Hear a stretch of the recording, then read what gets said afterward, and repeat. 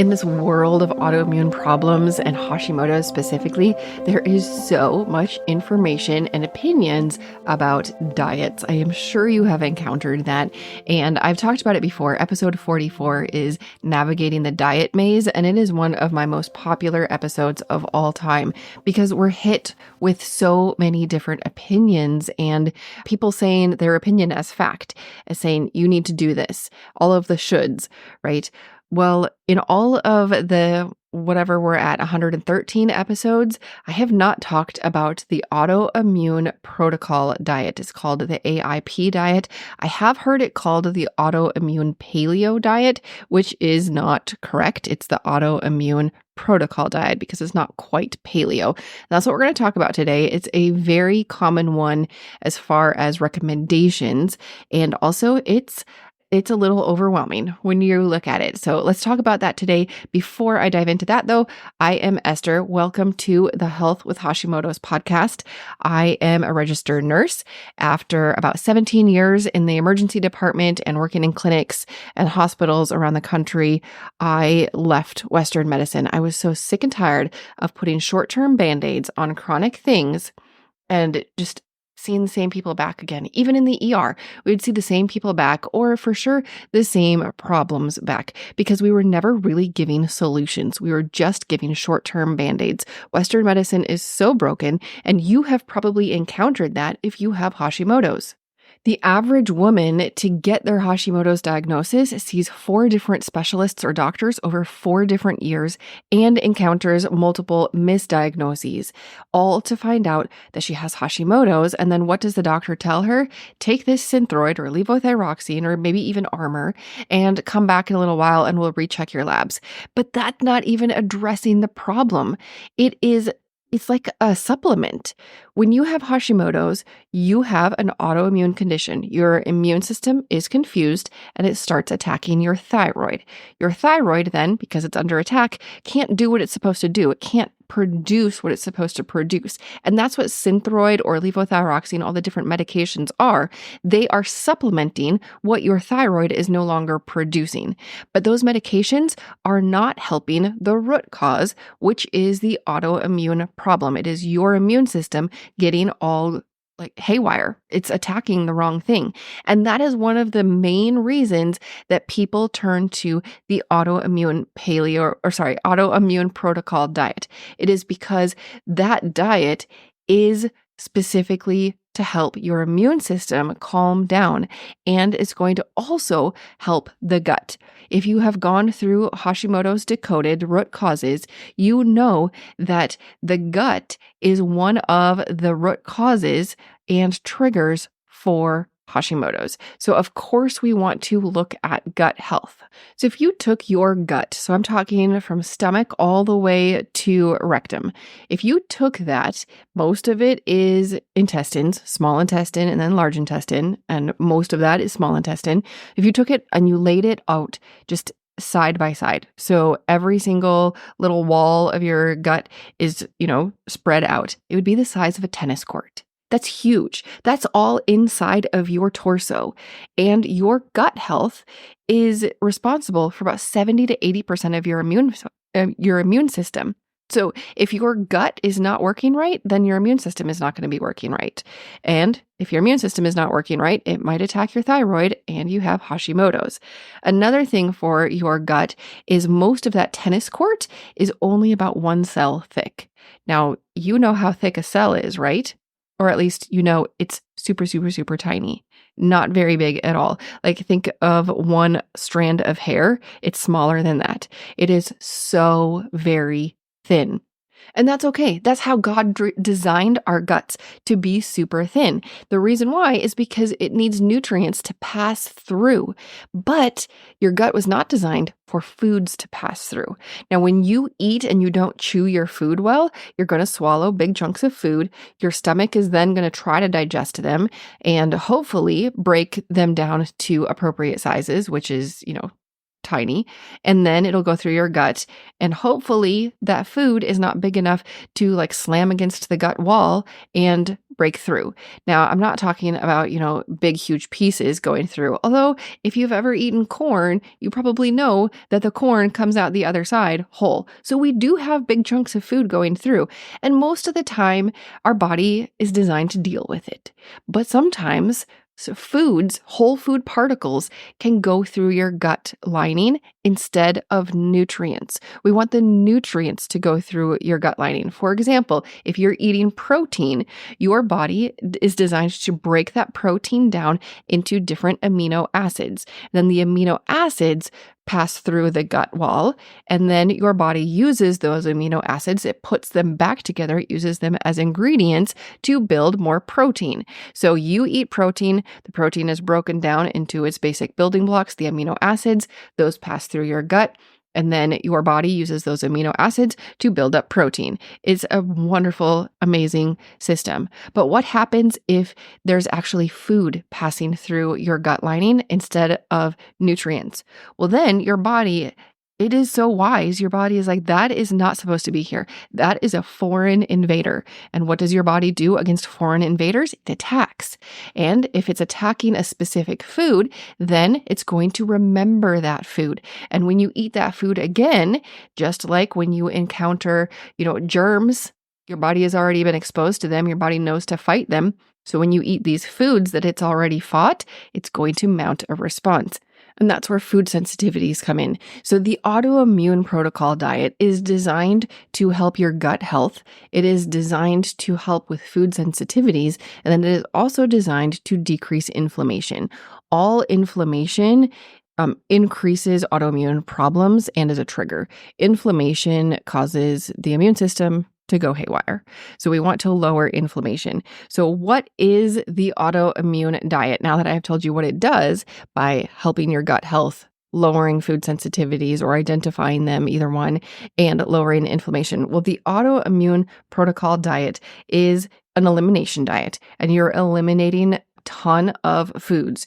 You are eliminating all grains. So that includes gluten, because gluten comes from wheat and some barley. I think one other thing. So it's removing all grains, not just gluten, all grains, rice, every single grain. It's eliminating legumes. So that's beans, nuts, seeds. That includes nut and seed butter. So peanut butter, almond butter, cashew butter. Seeds, so if you have any seeds on your salad or with your breakfast, all seeds, eggs, dairy, all dairies, even cheeses. It also eliminates nightshades. Now, nightshades is a specific, scientific classification of fruit-bearing plants. It's basically vegetables, or we think of them as vegetables. It includes a lot. It includes potatoes, tomatoes, peppers, and then peppers, of course, that includes things like chili powder and paprika, all of the pepper spices and herbs, not just bell peppers and jalapeno peppers, but all peppers. So those are some of the nightshades. I think there's only over 200 different types of nightshades. Those are the most common ones. The AIP diet also excludes NSAIDs, which are non-steroidal anti-inflammatory drugs. They are things like ibuprofen and aspirin, tobacco, and alcohol. It's a lot of things. Oh, wait, and coffee. And remember how I said it eliminates seeds? It also eliminates seed oils, things like canola oil and rapeseed oil. Soybean oil and sunflower oil, those are also included, all of the seed oils. The AIP diet also excludes refined sugars. Basically, you're coming to understand that if a food has been processed, it's probably eliminated. Processed sugars would include cane or beet sugar, corn syrup, and all high fructose corn syrup derivatives, brown rice syrup, which is often used instead of corn syrup, barley malt syrup, and then all of your processed sweets, your pop or your soda, your candy, your chocolate, all of the processed foods like that, because they're going to contain processed sugars, and a lot of them are going to contain other things that are eliminated from the diet as well. So you can see the AIP diet is going to remove a ton of stuff out of your diet. And again, this is elimination diet for a short time, 30 to 90 days, with the goal of helping your gut heal to help your inflammation reduce and to eliminate foods and identify foods that you have sensitivities for. This AIP diet is not forever. It is not forever. No elimination diet should be for forever. We want to set a time limit on it. Now, you do want to give your body time to process all of that out and to heal. So the shortest time you would want to do this, if you're going to do it, is 30 days. You really want to probably give it longer, like 90 days, so that your body can fully heal. If you're going to go to all of the work to implement the AIP diet, then implement it to the best of your ability so that you get the most benefits out of it. Because I'm not going to lie, implementing a huge elimination diet like this is difficult. It is not simple and sustainable. It is a big undertaking. So you want to plan for it well and then implement it very well so that you can reap the benefits and learn from it. So then what is stage 2 after your elimination stage? This is a stage that we're looking forward to with the whole elimination stage, right? We want to add back in some foods. When you're adding back in, you're not just going to go binge, a huge pizza and put in all of the grains and the tomato and then other nightshades and like all of that. Nope, that's not how it works. What you're going to do in the reintroduction phase is you're going to choose one food and you're going to eat a very small amount a couple times in the day, and then you're not going to eat it again, and you're going to track how you do. You're going to track how you do that day when you're eating it, and then you're going to track how you do for the next 3 to 5, even 7 days. And then you're going to repeat. So you try small amounts of a specific food. Let's say it's tomatoes because you really love your tomatoes. So you're going to introduce that specific type of nightshade. You have tomatoes just a little bit in for 2 different meals on day 1. And then day 2 or day 1, you're tracking, how do I feel? How does my body feel? Day 2, you're going to track, how do I feel? Day 3, you're still going to be tracking because some foods can take 72 hours to give you symptoms. And even day 4, you're still going to track. Day 5, it's up to you. Are you going to reintroduce a second food or that same one again on day 5? Or are you going to start with another food?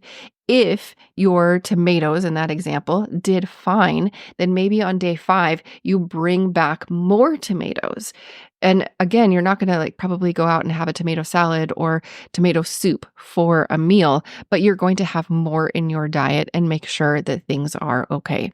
And every 5 to 7 days, you can reintroduce one food following that timeline. A small amount on day 1, track how you're doing, and then every 5 to 7 days, repeat again. That is how you do the reintroduction phase. So depending on how it goes for you, maybe it can go fairly quickly. For example, your gut healed. You did the AIP diet for 90 days. Your leaky gut was able to heal up. And when you reintroduce foods, you don't have any symptoms. You don't find any food sensitivities. So when I say fairly quickly, that's still going to be quite a while because you're reintroducing foods one at a time every 5 to 7 days. So if you reintroduced, one type of grain and then another type of grain and then one type of legume, and then one type of nightshade. You can see how this is going to take quite a while to reintroduce things, even though when I say it might go fairly quickly, I'm saying it's not setting you back. You don't have to re-eliminate things and then try to heal again. So that's the overall, what is it and how do I do it? But then the biggest question is, oh my goodness, Esther, what do I eat then? Because you've listed off everything that I eat for every single meal. And that is a great question. Back in my bonus episode, number 6, I did a review of a book called Food Saved Me. It's by Danielle Walker. I highly recommend the book. I listened to it on audio, and it's really nice to listen to it in the author's own voice. I've seen some videos and some webinars and things from her, so I know her voice, and I love to hear her tell her own story in her own words, in her own voice, not listening to somebody else narrate it. Of course, you can also read the book, but that story is a story of her finding out that she had an autoimmune problem. And at first, her doctors didn't even tell her it was autoimmune. They just said, you have, I think it was irritable bowel syndrome. And they actually told her that diet didn't have anything to do with her symptoms or her disease. It took her years and even an overseas trip where she got very, very, very sick. And through all of that and through that overseas doctor, she discovered it was an autoimmune problem and diet did play a huge role. And from there, she started working on foods that would help her heal herself. And now she has this huge, I think, world on the internet and through books. She is so helpful to anybody who needs to follow a strict elimination diet. She grew up in a family that valued food and relationships around food. They celebrate with food. Every family kind of does that, right? Her family was really big about food, and her goal eventually was to have an entire Thanksgiving meal that she could eat. Because when she started out on this journey, she could eat nothing at the Thanksgiving meal, and she wanted to be able to enjoy everything. And by the end of the book, she does share how she could eat an entire Thanksgiving meal and cook it all so that it was safe for her to eat. She started off as a blogger when blogs were just like a barely even a baby, and she would share her recipes and her trials and errors. And now she has multiple cookbooks. She has that memoir that I talked about in bonus episode number 6. And she even has some courses sometimes about learning how to cook so that it is a way that helps your immune system, so that it helps your body heal. Her website is the number one place that I send people if they are wondering, what can I eat? And a lot of the foods on her website and in her cookbooks follow the Autoimmune Protocol diet. You're going to be able to find foods on her blog, which is daniellewalker.com. It used to be Against All Grain. If you go there, it'll auto-direct you to Danielle Walker. And in her cookbooks, you're going to find so many good recipes. They are full of nutrient-dense, real foods.